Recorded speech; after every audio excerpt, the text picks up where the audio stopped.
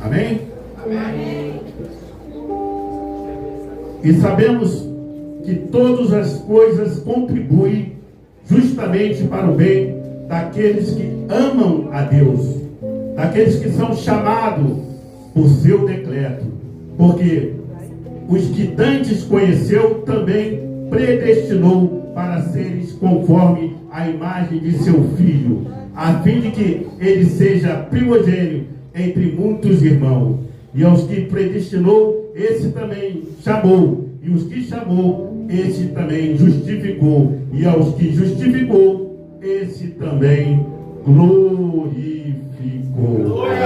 Vem, soberano Deus e eterno Pai, Senhor, nesse momento, Senhor, estamos reunidos, Senhor, para assim, Senhor, te adorar, Senhor, para fazer assim a tua vontade, Senhor. Ó, Senhor, que o Senhor possa abençoar cada alma que está aqui presente, Senhor, e todos aqueles que ainda estão a caminho, Senhor, para a tua casa, Senhor. Nos dê um culto, Senhor, eu te peço, Senhor, de acordo com a tua vontade, Senhor. Seja compreendedor dessa noite, Senhor. Nos dê, Senhor, a palavra aquela qual nós necessitamos de ouvir nessa noite, Senhor. É isso que eu te peço, Senhor. Já te agradecendo, Senhor, por tudo que o Senhor tem feito e ainda há de fazer por todos nós. E a igreja diz: amém.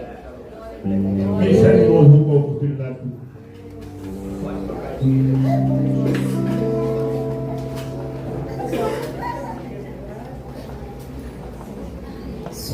Ministério de Louvor, convidando todos para aparecer. Amém, igreja? Amém. Amém, igreja? Amém. Irmãos, por que vocês sentaram? Vamos ficar de pé. Se vocês ficarem sentados, vocês não vão adorar totalmente. Vamos ficar em pé para adorarmos com a nossa mão, com o nosso corpo e glorificar o nome do Senhor Jesus. Amém? Amém, igreja? Glória ao Senhor Jesus.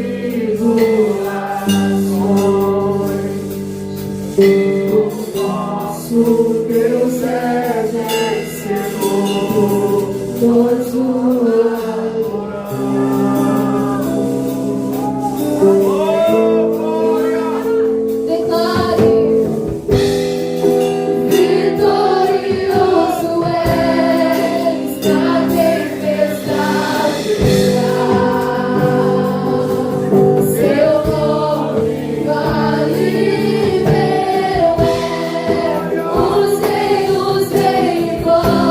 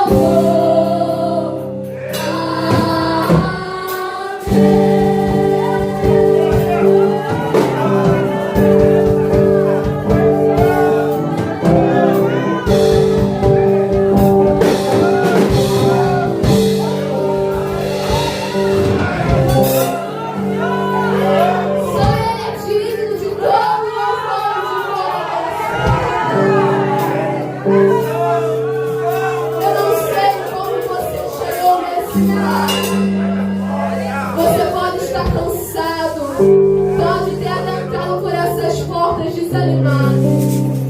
Mas entrega a tua adoração nessa noite. E o Senhor fará muito mais dentro de você. O Senhor só precisa que você adore e rende graças a Ele. E todas as suas necessidades serão supridas nesse lugar. Eu profetizo isso. Às vezes nós não temos forças e não conseguimos sozinhos, mas quando nós adoramos ao Senhor, parece que reacende uma chama dentro de nós. Entrega tudo na mão do Senhor. Eu queria te convidar a entrar em um lugar, mas é um lugar secreto. Eu queria te convidar a entrar naquele lugar que só você e o Senhor conhecem, que se chama o lugar oculto, o lugar onde ninguém entra, aonde ninguém ouve, mas só o Senhor ouve a tua voz. É esse lugar que Jesus quer te contemplar.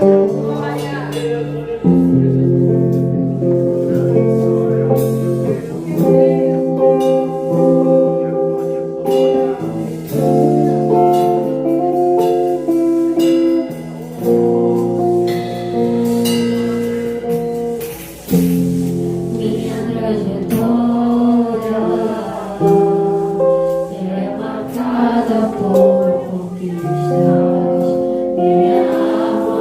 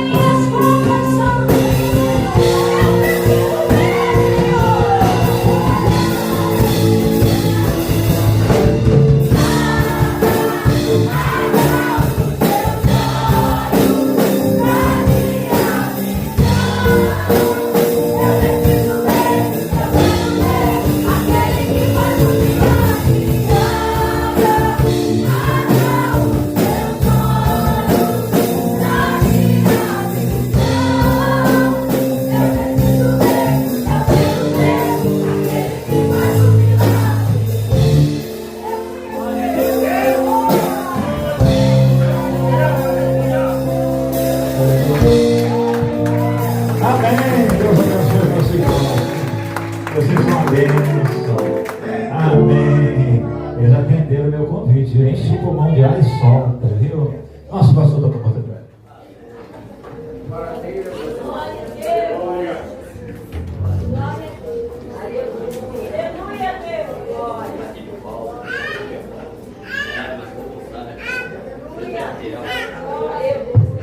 Eu cumprimento a amada igreja com a glória Santa Paz de Jesus.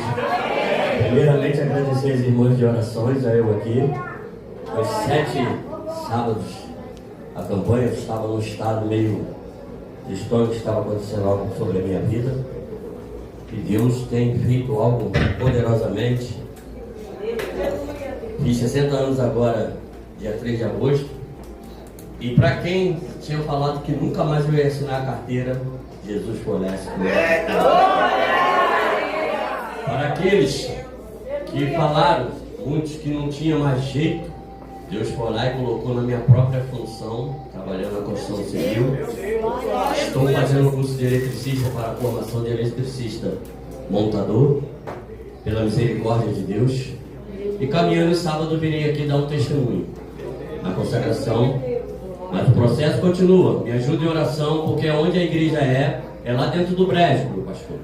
É lá dentro do Ministério Evangelho do Reino. Eu e minha família ficou lá e eu vim. Falei, não, tem que ir lá, que Deus está me cobrando. Deus, quando cobra, é melhor obedecer do que sacrificar. E diz assim: rogo-vos, pois, irmãos, pela compaixão de Deus, que apresentei os vossos corpos em sacrifício vivo, santo e agradável a Deus, que é o vosso culto racional. Amém? E vou deixar uma meditação, a qual eu não largo essa meditação de jeito nenhum da minha Bíblia. Não desista, não desista. Volte a apostar naquele sonho. Volte a apostar nele. E faça o que sabe fazer, e dará tudo certo. Não deixe desvanecer. Se você o deixar de lado, eu não terei quem o resgate, diz o Senhor. Você tem que fazer o seu trabalho. Eu dei para você fazer. Não transfira para outra pessoa. Faça você. Muitos eu tenho chamado, mas diversos eu tenho falado. Para vários eu tenho mostrado o sonho, mas eles não têm me rejeitado. Têm me deixado de lado. Para você eu tenho dado o que eles não pegariam. Para você eu tenho dado porque você disse: Senhor, eis-me aqui. Eis-me aqui. Envia-me a mim. Enquanto outros viraram as costas, porque não eram grande o bastante, e disseram: Senhor, quero um grande ministério. Ei, lavachou, e alabás. Você fez o que eu lhe disse para fazer. Descanse em mim. E disse: de comparar-se aos seus amigos, ministros e colegas. Pare de comparar o seu ministério com o ministério deles. Compare o seu ministério com o que eu lhe disse para fazer, e você se alegrará, porque verá que ele já tem ultrapassado o que eu lhe disse para fazer. E você tem tido um sonho maior. Você avançou para um outro sonho. Continue a mover-se com o meu espírito, e eu lhe mostrarei a maior vitória de todas. A coisa, né, que toca no coração, você chora na madrugada. Deus tem me acordado às 3 horas da manhã para orar pelo Gardénia, orar por esse Rio de Janeiro. Eu sou um pastor que sofre pelas almas, irmão. A minha chamada é de libertação. Eu já tirei tantos jovens. Teve jovem que voltou e morreu. Teve jovem que hoje está no ministério. E eu, quando vou fazer evangelismo, eu não dou placa de igreja. Procuro uma igreja mais próxima. Procuro uma igreja mais próxima. E às vezes eu estou lá orando, lá de joelho, lá eles caem, alguém lá chorando, pedindo que quer sair, entrou, não sabe como entrou. Filho de pastores, da lá da Penha, veio pessoas buscar, a mãe buscar. Deu sorte que antes do acontecimento, a mãe conseguiu tirar. Através das orações, eu tenho uma campanha lá que eu mesmo faço a campanha, eu mesmo oro, eu mesmo, sabe, pastor? É uma coisa incrível. Mãe de joelho, filho de pé. Uma campanha que não tem como não dar certo. Mas eu entrei na campanha de Jeremias. Jeremias, lá no calabouço, tem muitas pessoas que estão no calabouço, às vezes a gente passa pela pessoa, fingimos que não vemos esse jovem, mas eles estão ali, e Deus está falando para apertar a mão dele e deixar uma palavra profética, porque 99,99% eles conhecem o Evangelho de Cristo e sabem quem é de Cristo ou quem é crente. Porque eles conhecem a palavra, muitos deles foram criados dentro do Evangelho, mas por um pequeno descuido, por uma falha de si próprio, não culpo ninguém, mas por uma falha de falta de atenção, não da família, mas das vezes de nós que estamos fora da família, que vemos mais do que quem está dentro. Graças a Deus eu tenho 3 lá em casa, eles estão caminhando do jeito deles. Eu falei, mas não tem para onde correr. Foi assim comigo, aí eu conto a minha história. Foi assim, vários pastores, várias pessoas, até que um dia Deus permitiu que acontecesse algo comigo e Ele foi tirando tudo aquilo que eu gostava, igreja. Primeira coisa, futebol, eu achava que era o cara, o 10 de todos os clubes. Deus foi lá e botou uma enfermidade no meu joelho, tem até hoje. Se bobear, tentar jogar com o meu netinho, daqui a pouco eu saio assim, todo bancando que o joelho incha. Mas lembrar que Deus que fez aquilo. Onde que está isso na Bíblia? Quando Paulo pede o quê? Paulo pede para tirar o espinho. Mas o espinho não é o diabo não, gente. O nosso maior espinho é o nosso Senhor, que tem que ter ligação do que já está escrito no céu sobre nós. E nós temos que escrever aqui na terra, para quando nós formos retirados para a glória de Deus, alguém contar o que você fez. Essa é a lição de um cristão, de ser, a sua vida ser contada por outra pessoa. Então você tem uma história escrita no céu. Teu nome está no livro da vida, porque alguém, eu não estou contando de Paulo, eu conto de Jeremias, eu conto de Daniel, porque eles passaram. Então quando nós passarmos, alguém tem que falar sobre a nossa vida. Aleluia! E essa é a missão que Deus me trouxe nesta noite. Não desista dos teus sonhos. Ele está vivo. Tira aquele papel da gaveta. Aqueles projetos que está lá. Parece que está difícil, mas não está não. É que você ainda não teve a ligação de encontrar com o papai. Ter um encontro pessoal. Ter um encontro aquele que você chora. E você chega a gemer de sentir dor do Espírito Santo te aquecer da tal forma que a tua lágrima ela cai no chão. Você procura no acha, porque o anjo do Senhor já colheu. E eu agradeço essa rica oportunidade em nome de Jesus. Senhor, como se tem multiplicado os meus adversários? São muitos os que se levantam contra mim. Muitos dizem na minha alma, não há salvação para ele em Deus. Porém, tu, Senhor, és o meu escudo para mim, a minha glória, e é o que exalta a minha cabeça. Com a minha voz clamei ao Senhor e ouviu-me desde o seu santo monte. Eu me deitei, dormi e acordei, porque o Senhor me sustentou. Vamos repetir o versículo 5. Eu me deitei, dormi e acordei, porque o Senhor me sustentou. Irmãos, rapidamente, o livro de Salmos ele está narrando aqui a história de Davi, a qual ele estava sofrendo uma perseguição, estava sofrendo um problema muito grande na sua vida. Davi já está avançado de idade, mas tem o seu filho Absalão que está querendo tomar o trono, querendo tomar o reinado de seu pai. O livro de Samuel vai dizer que Davi, ele pega, quando ele soube dessa história que seu filho Absalão estava tramando para tomar o reinado, a Bíblia diz que Davi ele pega e foge.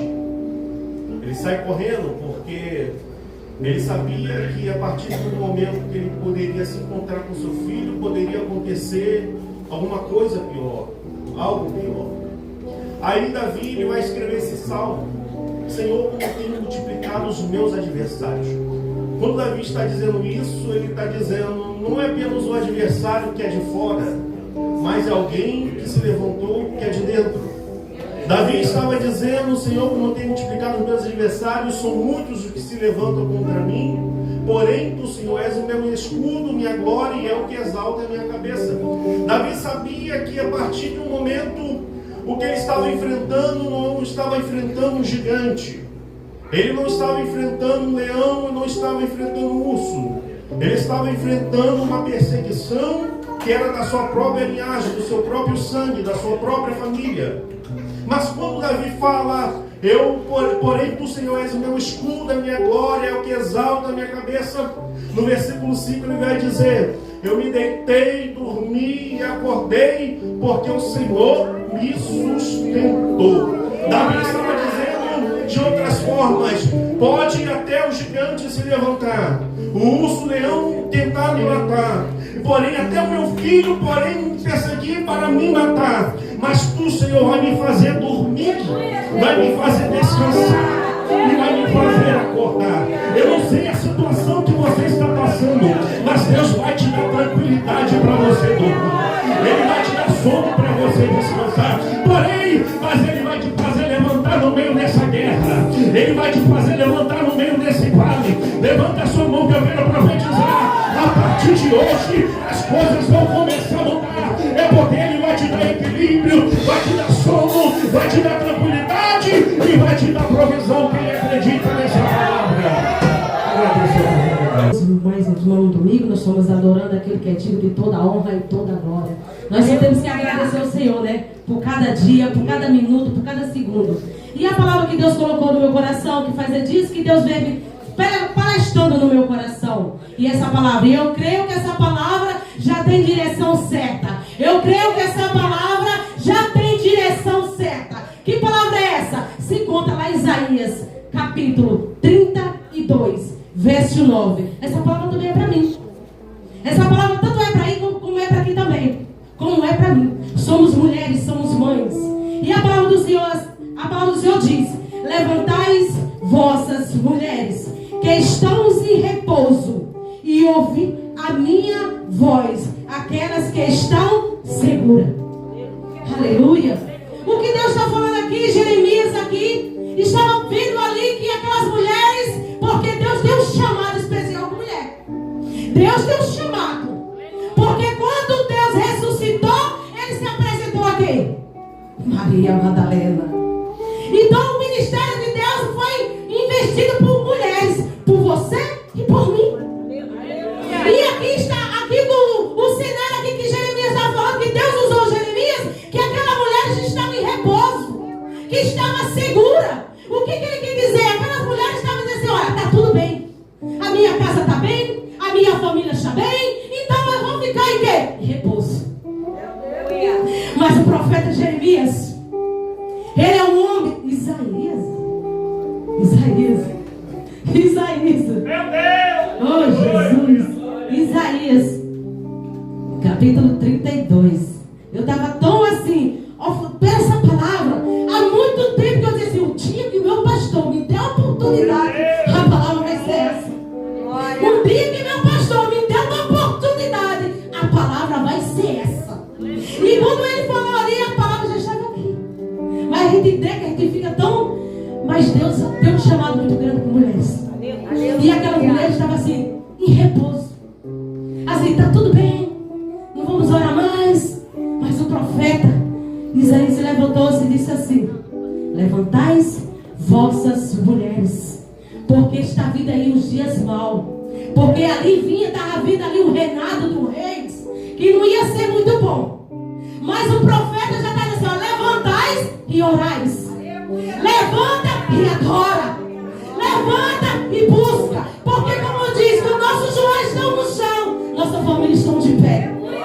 E aqui o ministério de Deus é chamado por mulheres. Então, mulheres, se levanta, adora, busca o Senhor, enfrenta a tua obra de Deus. Porque Ele não te deu um espírito de covardia, Ele te deu um espírito de ousadia. E às vezes Deus fica assim: Senhor, sou eu que vou. Não, irmão, não é você não, é Deus.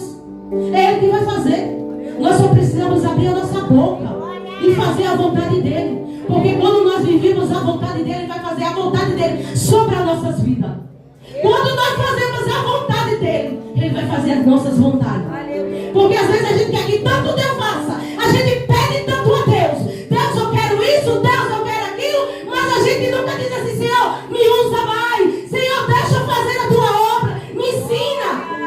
E a gente quer tanta coisa, né? A gente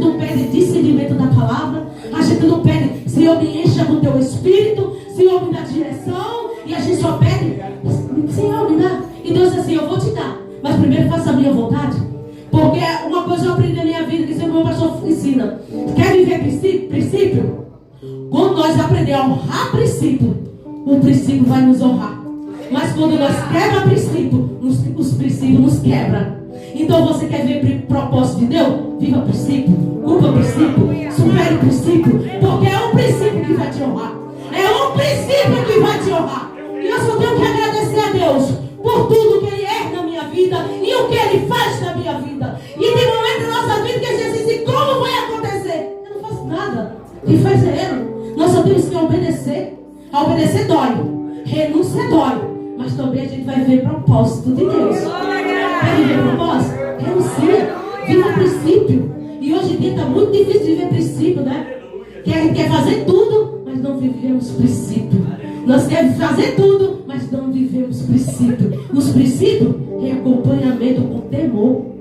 Temor, a obediência. Eu aprendi isso na minha vida. Obediências, renúncias. Senhor, me muda. Senhor, me faz a tua obra sobre a minha vida. Nós temos que aprender a falar isso assim para o Senhor. E aqui está falando assim: olha, desperta vossas mulheres que está vindo um dia mal aí, mas desperta para orar. Então a palavra de Deus é essa para a minha vida e tua vida. Ora pela tua casa. Não pare de orar pela sua casa. Não pare de clamar pela tua família, pelo teu casamento. Deus vai restaurar a sua casa. Deus vai guardar a tua casa em perfeita paz. E assim eu te agradeço, minha rica, por Deus. Aleluia. E essa palavra tem me confrontado. Eu fui dormir, tirar um sono, tentar tirar um sono à tarde. E mais uma vez Deus me despertou para ler essa palavra. Amém? Abra sua Bíblia em Gálatas, capítulo 2, somente o versículo 20 e 21. Oh Deus, teu nome seja glorificado neste lugar. Teu nome seja honrado sobre nós, ó Deus. Gálatas 2, versos 20 e 21. Paulo dizendo: já estou crucificado com Cristo e vivo, não mais eu. Não mais eu. Mas Cristo vive em mim. E a vida que agora vivo na carne, vivo-a na fé do Filho de Deus, o qual me amou e se entregou a si mesmo por mim. Não anulo a graça de Deus, porque se a justiça provém da lei, segue-se que Cristo morreu debalde, ou Cristo morreu em vão. Poderia sentar. Paulo vai escrever as igrejas de Gálatas, porque Gálatas não era só uma igreja, era um conjunto de 4 igrejas, na qual Paulo ele vai pregar o evangelho para os gentios. E quem são os gentios? São aqueles que não são judeus. Então nós podemos nos considerar gentios, e você vai entender mais à frente por que disso. Paulo é chamado para pregar a todos, principalmente aos gentios. Paulo vai pregar e depois ele descobre que naquele lugar ele identifica que há uma tentativa de um grupo de judeus chamados judaizantes, que vai tentar distorcer para os gentios tudo aquilo que Paulo havia pregado sobre a mensagem de cruz, sobre a mensagem que Jesus morreu na cruz. Esse grupo judaizantes estava querendo implantar naquelas igrejas que a salvação, ela, para os gentios obter a salvação, eles precisavam de costumes que os judeus tinham: circuncisão, as festas, a guarda de sábado. E aí Paulo vai dizer que não, que a circuncisão somos nós hoje, que o sacrifício não é mais dado pela lei, mas é dado aqui dentro de nós, que Jesus já fez o sacrifício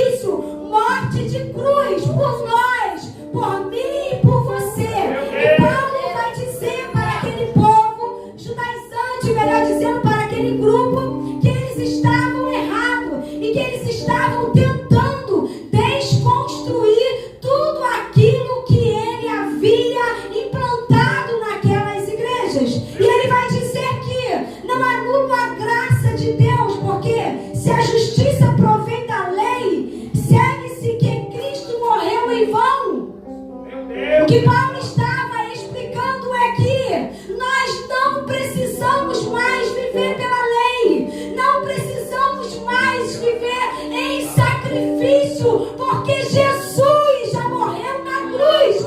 O que Paulo estava dizendo é que a morte de Cristo não foi em vão, porque não vivo mais eu, mas Cristo vive em mim. O que Paulo estava dizendo é que se dependesse dele, a morte de Jesus não seria em vão, porque ele pregaria o evangelho da verdade até os confins da terra. Oh glória, se dependesse de mim, Paulo dizendo, a morte de Cristo não foi em vão. E aquele grupo estava tentando desconstruir. E aqui há um conflito entre Paulo e Pedro, porque Pedro também estava convivendo com esses gentios que aceitaram a verdade, aceitaram Jesus como seu Salvador. E agora, chegando esse grupo, Pedro se vê encurralado e se afasta dos gentios. Aqui há um conflito entre Paulo e Pedro. Naquela época eu ouvia isso também. Nós vamos ver isso também. Não há conflito só em nós aqui, mas naquela época também havia. E aqui houve um conflito entre Paulo e Pedro, porque Paulo estava vendo que Pedro estava convivendo com os gentios, mas quando chegam os judaizantes, Pedro se sente encurralado e sai de fininho. E aí Paulo vai indagar Pedro e vai dizer: como assim? Você está desconstruindo tudo aquilo que nós construímos, Pedro? Como assim? Você está pregando aquilo e não está vivendo aquilo que você está pregando? E aqui há uma responsabilidade a nós a ser chamado, porque estamos pregando aquilo que nós, ou estamos vivendo aquilo que nós estamos pregando. O mundo está vendo Cristo em nós. Paulo chama a atenção de Pedro. Como assim, Pedro? Você está sentando com os gentios, você está comendo com os gentios, e agora você quer que eles façam isso sobre a lei, o que os judeus estão implantando aqui. Meu Deus! Aleluia! E há esse conflito, e Paulo vai dizer: não, aqui não, porque eu estou aqui, e se depender de mim, a morte de Cristo não será em vão, a morte de Cristo não será debalde. Eu vim aqui sobre este povo pregar a verdade do evangelho. Jesus morreu na cruz, e é assim que vai ser pregado. Mediante esse conflito, Paulo vai dizer isso aqui. Mediante a conflito com Pedro, mediante a conflito com os judaizantes, agora Paulo vai dizer: já estou crucificado com Cristo. E vivo, não mais eu, mas Cristo vive em mim.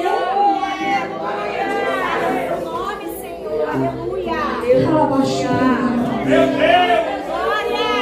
Cristo vive em mim. Isso aqui me confrontou, porque mediante a isso aqui eu disse, perguntei para mim mesmo: Cristo está vivendo em mim nesse tempo presente? Cristo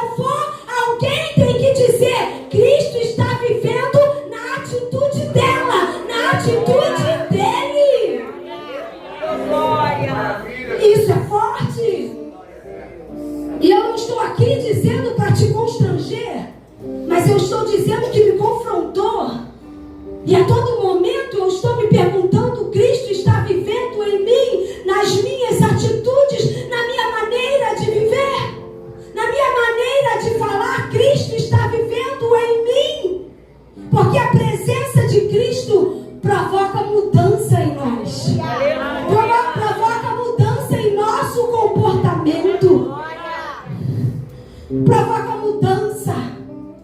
E os sentimentos de Paulo aqui é que ele vai dizer: se depender dele, Cristo vai ser lembrado todos os dias. Se depender da vida de Paulo, e se nós formos ver a vida de Paulo, a gente vai ver sofrimento.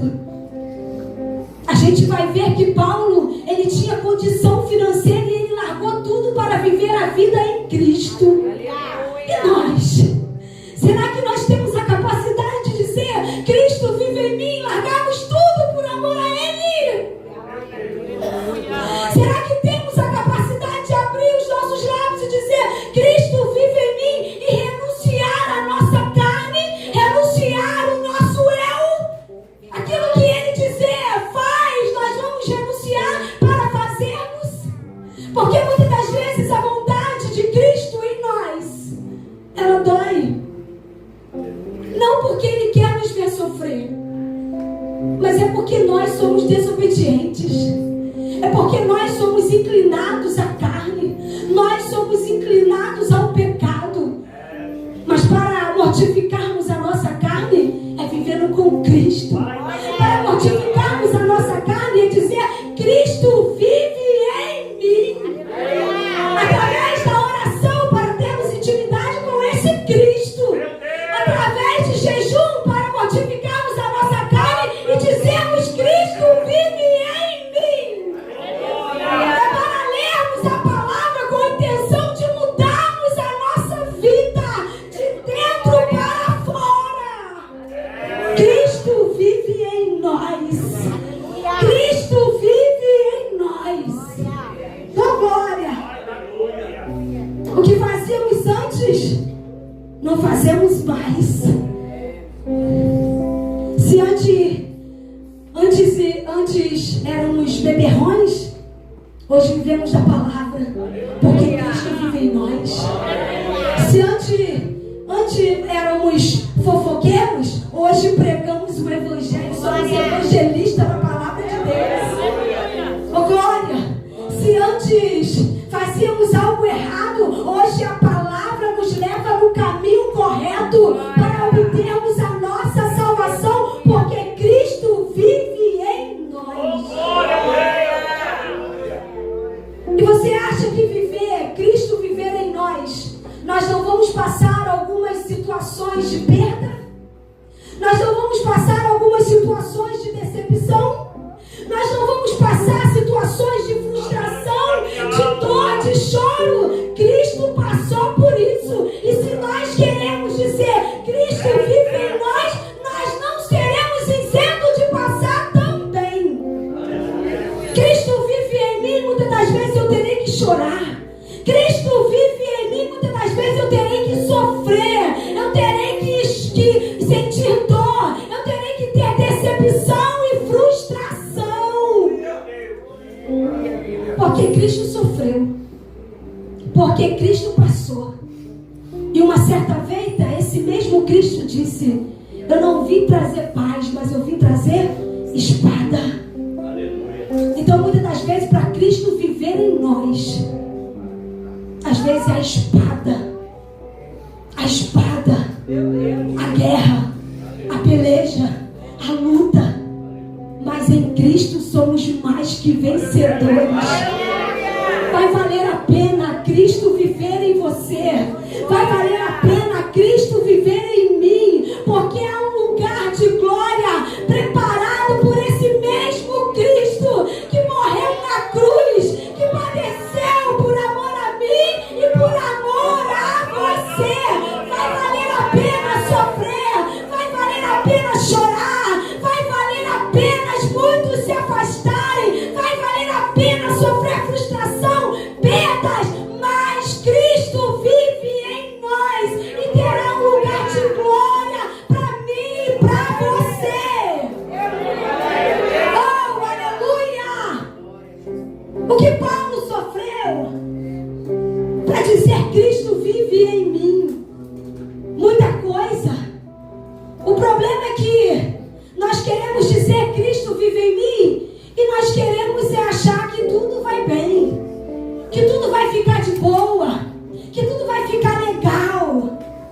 muitas das vezes há sofrimento no Cristo vive em mim. Muitas das vezes a renúncia no Cristo vive em mim. E nessa noite, o que o Senhor colocou no meu coração, estamos dispostos a renunciar por Cristo vive em mim. Estamos dispostos a dizer, nessa noite, Deus encontrar em nós um coração, como de Paulo que disse, não vivo eu, mas Cristo vive em mim. Meu Deus. Cristo, Paulo está dizendo, eu fui crucificado com Cristo. Ou seja, Ele morreu e eu fui crucificado com Ele. No mesmo momento em que Ele foi crucificado, Paulo está dizendo, eu também morri para o mundo. Eu também morri para as coisas do mundo. O mundo não chama mais a minha atenção. Os meus olhos não estão mais pintados na coisa dessa terra terrena. Eu não estou interessado mais nas coisas da terra, mais do céu, porque Cristo vive em mim. Oh, glória! E que nesta noite você possa ter um coração contrito, quebrantado diante da presença desse Cristo. E que a partir de hoje nós possamos dizer, Cristo vive em mim de verdade, nas minhas atitudes, nas minhas decisões.